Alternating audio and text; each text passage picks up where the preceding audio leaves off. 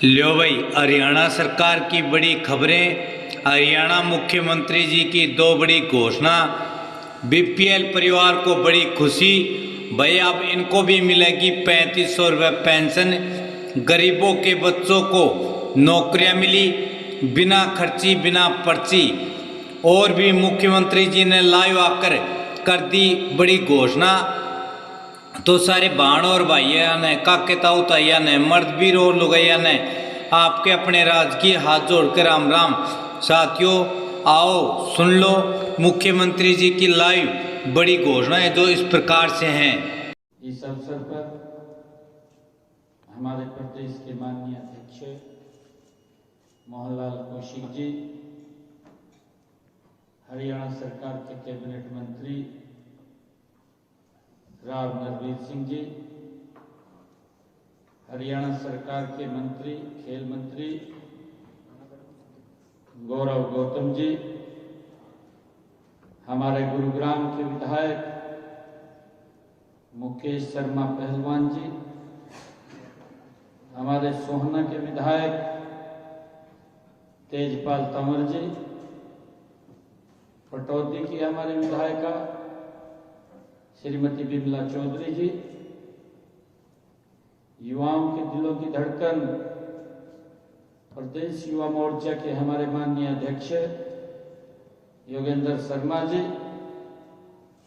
जिला के हमारे लोकप्रिय अध्यक्ष सर्वप्रिय त्यागी जी, हमारे युवा मोर्चा के जिला के अध्यक्ष मयंक निर्मल जी, हमारी राष्ट्रीय टीम के युवा मोर्चा के माननीय सदस्य वरुण जी,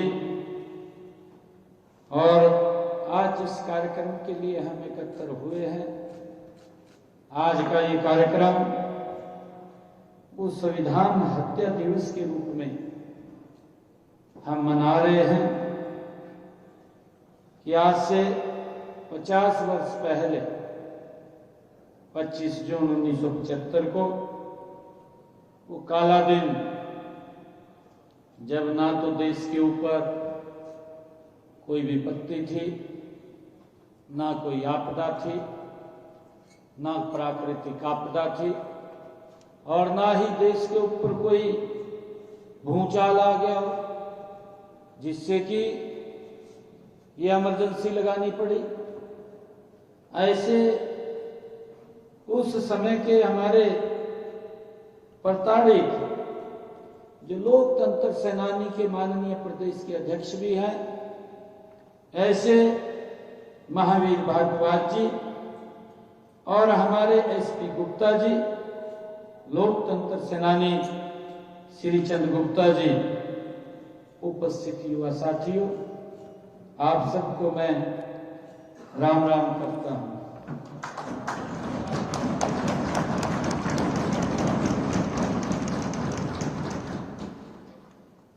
ये गुरु द्रोण की नगरी गुरुग्राम और इस पवित्र धरती पर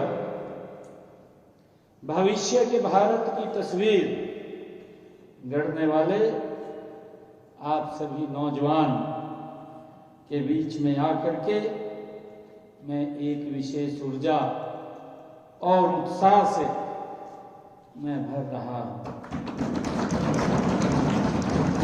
यह मिलेनियम सिटी गुरुग्राम भारत की आकांक्षाओं, नवाचार और कैन डू स्पिरिट पर ये प्रतीक है।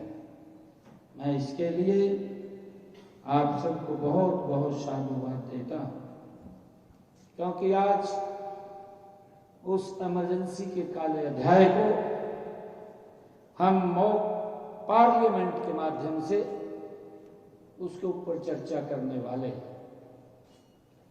और वो चर्चा चाहे विपक्ष हो पक्ष हो, चर्चा सार्थक हो और देश के लोगों को इसके माध्यम से वो बात भी जानी चाहिए, पता भी लगना चाहिए और जब हम उस आपातकाल के 50 वर्ष पूरे हुए हैं, 50 वर्ष बीत गए हैं, तो वो काला अध्याय ऐसा है कि जब हम उसे याद करते हैं तो हमारे शरीर के रोंगटे खड़े हो जाते हैं।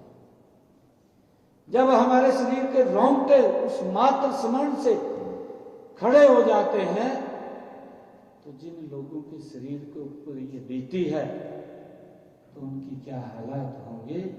इस प्रकार का दौर ये इमरजेंसी का दौर था। आज यहाँ भारतीय जनता पार्टी युवा मोर्चा ने यह मॉब पार्लियामेंट ये आयोजित की है। इस शहर की पहचान में एक नया अध्याय आप लोगों ने जोड़ दिया है।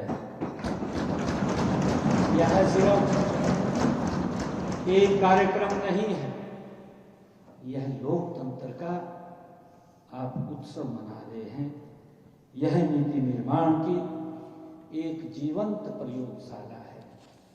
मुझे खुशी है कि इस शानदार आयोजन मंत्रिमंडल में ये भी निर्णय किया गया है कि जो हमारी महिला कर्मचारियों को जो अतिरिक्त अवकाश का लाभ देने की मैंने अंतर्राष्ट्रीय महिला दिवस के अवसर पर पंचकुला में यह घोषणा की थी कि महिला कर्मचारियों के लिए आकस्मिक अवकाश बढ़ाए जाएंगे।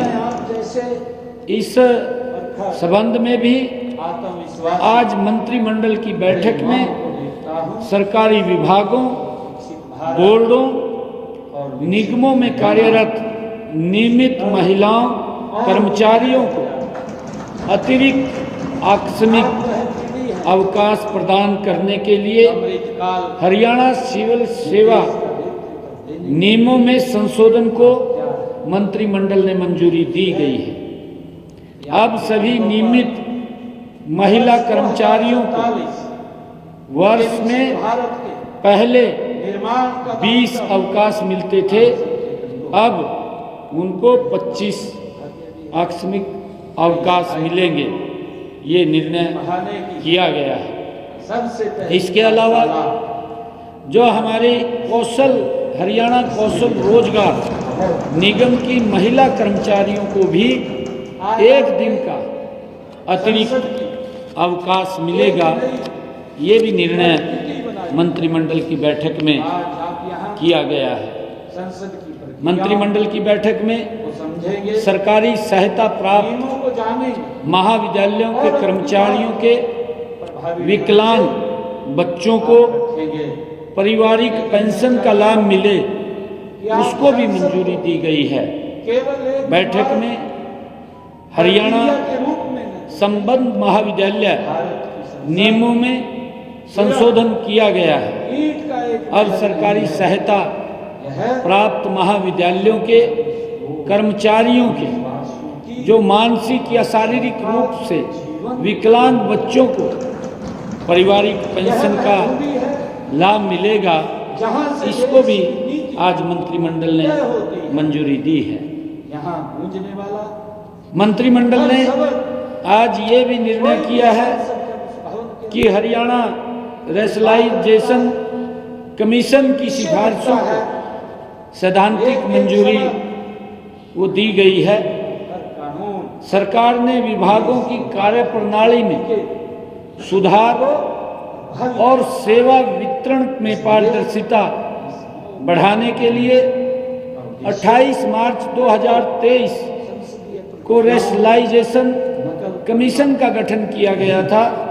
आज इस बैठक में शहरी स्थानीय निकाय विभाग, खनन एवं भू विज्ञान विभाग तथा बागवानी विभागों की रिपोर्ट को सैद्धांतिक मंजूरी दी गई है। रिपोर्ट में मुख्य रूप से पदों को हटाना, पदों के नाम बदलना, नए पद सृजित करना ये शामिल है। वर्तमान में शहरी स्थानीय निकाय विभाग में 31,533 पद दुनिया स्वीकृत हैं। देश अब नए पद सृजित होने के बाद नई संस्कृति ये रेशनलाइजेशन के बाद अब पदों की संख्या 36,381 होगी।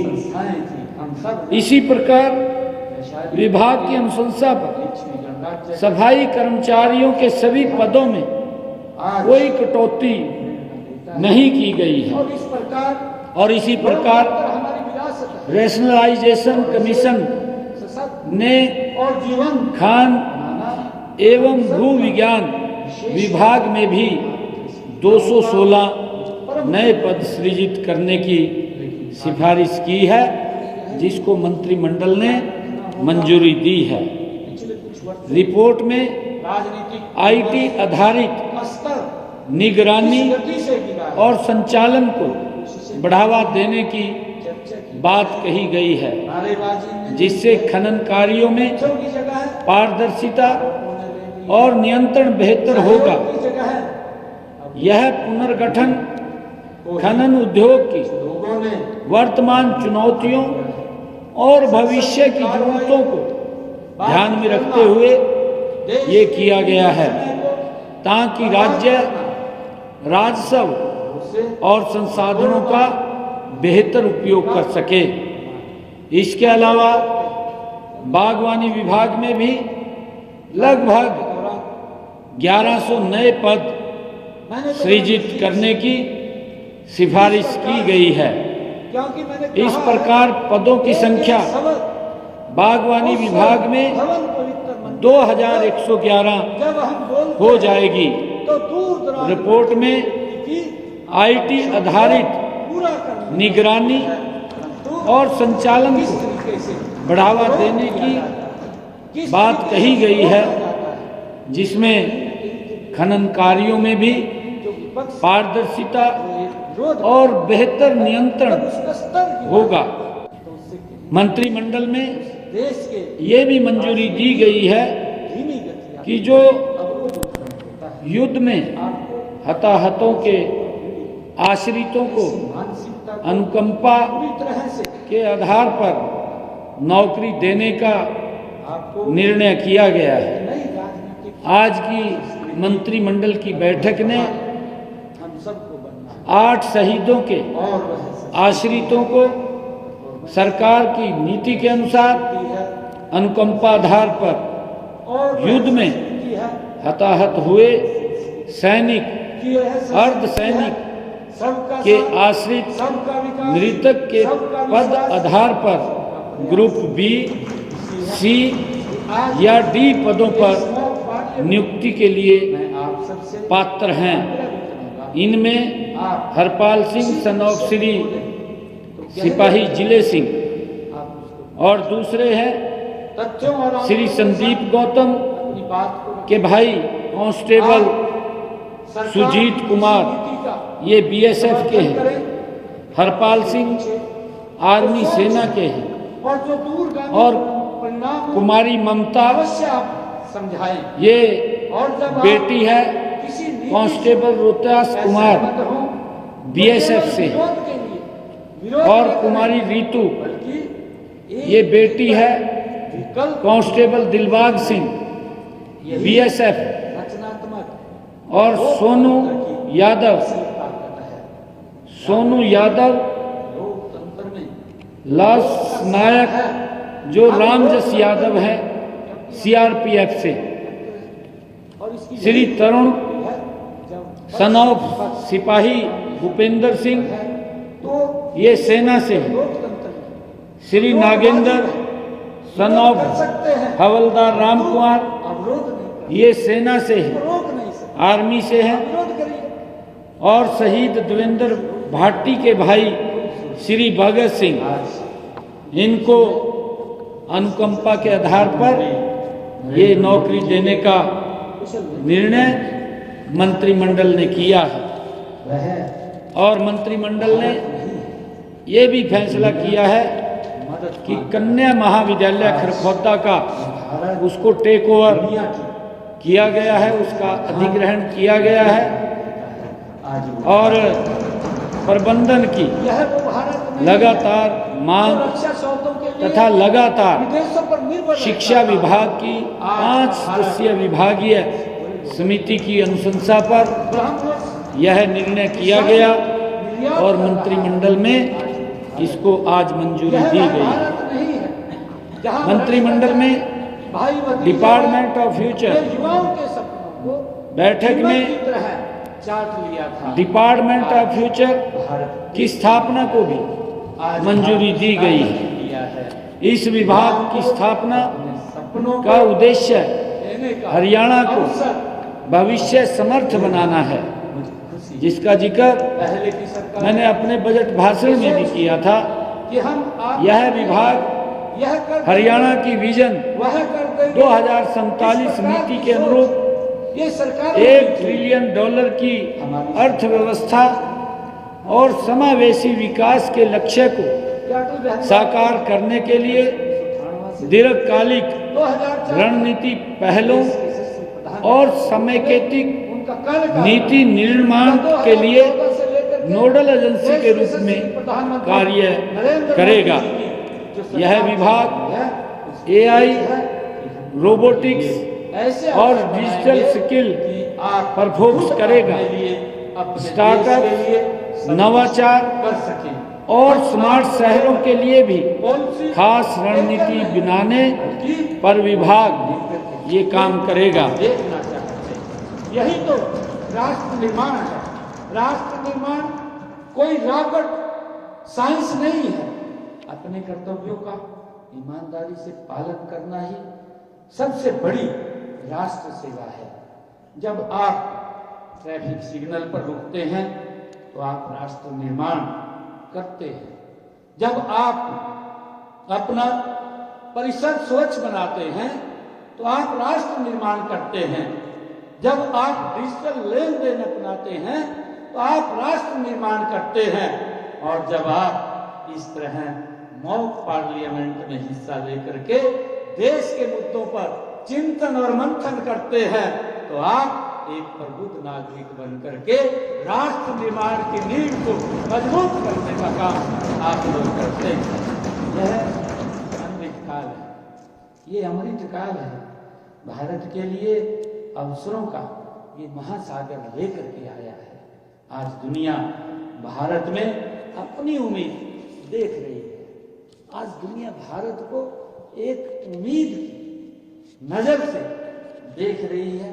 हम देख रहे हैं आर्टिफिशियल इंटेलिजेंस हो या ग्रीन एनर्जी हो, स्पेस टेक्नोलॉजी हो या सेमीकंडक्टर मिशन हो, हर क्षेत्र में भारत एक नई छलांग लगा रहा है।